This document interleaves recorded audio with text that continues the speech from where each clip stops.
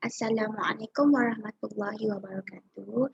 Untuk subjek Teknologi Maklumat dan Komunikasi darjah 6, hari ini kita akan masuk topik baru, iaitu berkaitan dengan berkaitan dengan pengenalan mengenai algoritma, pseudocode dan carta alir. Okey, hari ini kita akan mengenali berkaitan dengan 3 jenis nama yang baru yang mesti awak tanya-tanya, apakah yang maksud dengan algoritma tu, apakah pseudocode tu dan apakah carta alir. Okey, hari ini Ustazah akan terangkan apa yang dimaksudkan dengan ketiga-tiga benda tu. Okey, jadi dekat sini awak boleh buka muka surat 18 dan 19 buku teks awak. Okey, kat sini Ustazah pun ada sediakan paparan mengenai pengenalan mengenai algoritma, pseudocode dan carta alir. Okey. Jadi, kita akan tahu apa yang dimaksudkan dengan algoritma. Okey, algoritma satu urutan. Maksudnya dia ada urutan langkah-langkah untuk menyelesaikan sesuatu masalah atau melaksanakan satu tugasan. Okey, sebenarnya dia berkait dengan unit 1, berkaitan dengan pengaturcaraan. Masa unit 1 kita belajar mengenai pengaturcaraan, dia berkaitan dengan langkah-langkah juga kan, berkaitan dengan komputer kan. Okey, ini dia ada berkait dengan unit 1.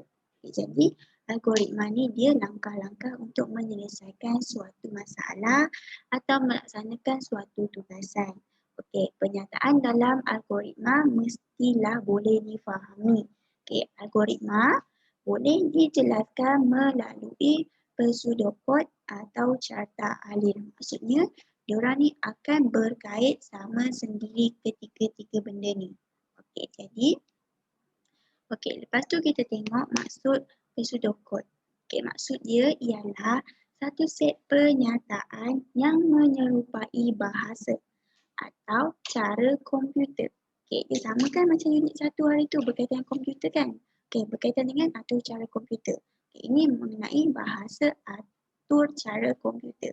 Dia sama kan? Okey, lepas tu pseudocode memerihalkan logik atur cara dengan menggunakan bahasa biasa. Maksudnya dia menggunakan bahasa yang mudah. Okey, dia digunakan sebagai panduan bagi menulis atur cara komputer yang sebenar. Okey, lepas tu pernyataan-pernyataan dalam pseudocode sepadan dengan arahan-arahan dalam atur cara. Okey, lepas tu pseudocode ni perlu ditulis sekiranya langkah-langkah dalam algoritma hendak diterjemahkan dalam atur cara. Maksudnya, mula-mula buat dulu algoritma. Lepas buat algoritma, baru pseudocode. Bila buat pseudocode nanti akan diterjemahkan dalam atur cara pula. Okey, maksudnya dia akan lagi detail. Faham? Okey, contohnya, kita tengok dekat muka surat 18, ini berkaitan dengan perjalanan dari stesen KLIA ke stesen Ampang. Okay, ini langkah-langkah dia. Macam mana Nadia, Najmi dan Naresh dan Nicole nak pergi KLIA ke stesen Ampang. Okay, apa yang diorang kena lakukan? Okay, diorang kena stesen apa? Apa langkah-langkah diorang? Okay, jadi untuk pergi ke stesen Ampang, mula-mula diorang kena beli tiket ke stesen Bandar Tasik Selatan. Okay, jadi awak boleh tengok dekat sini. Okay, kat muka surat 18 ni, ini cara dia untuk diorang nak pergi ke stesen Ampang. Okay, diorang kena beli tiket dan dekat semasa diorang nak beli tiket tu nanti akan ada satu map dekat dengan stesen tu lah, dekat stesen tu ataupun dekat kaunter tu akan ada map berkaitan dengan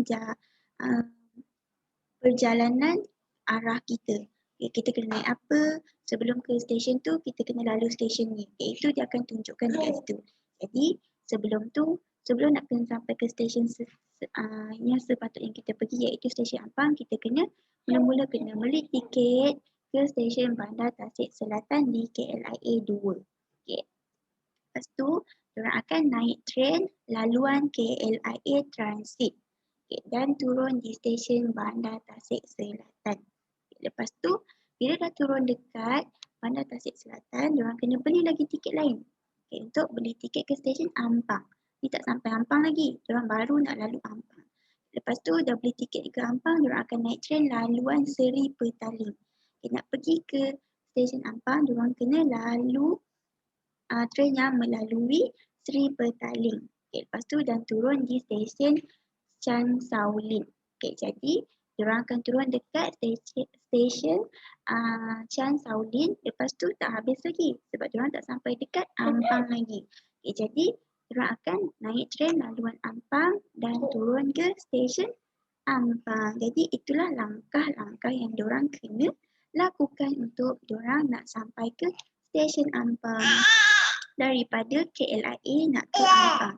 Jadi itulah perjalanannya ataupun langkah-langkah yang diorang kena ikut. Jadi algoritma tu menerangkan berkaitan dengan satu urutan atau langkah-langkah.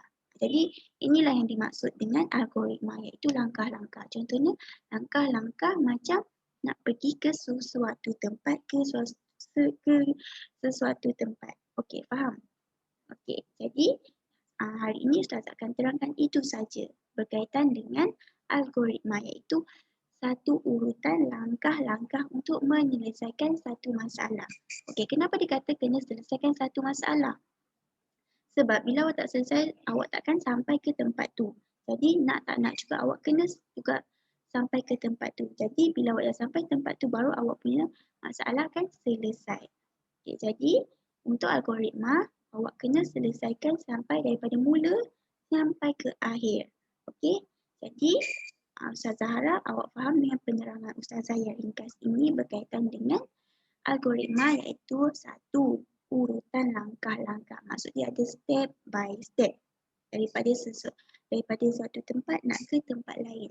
Okey, faham? Okey, tak apa. Kalau awak tak faham nanti awak boleh tanya Ustazah secara personal. Dan nanti kalau dah buka sekolah, Ustazah akan terangkan lagi sampai awak faham. Okey? Jadi untuk sebelum tu awak kena memahami dulu algoritma.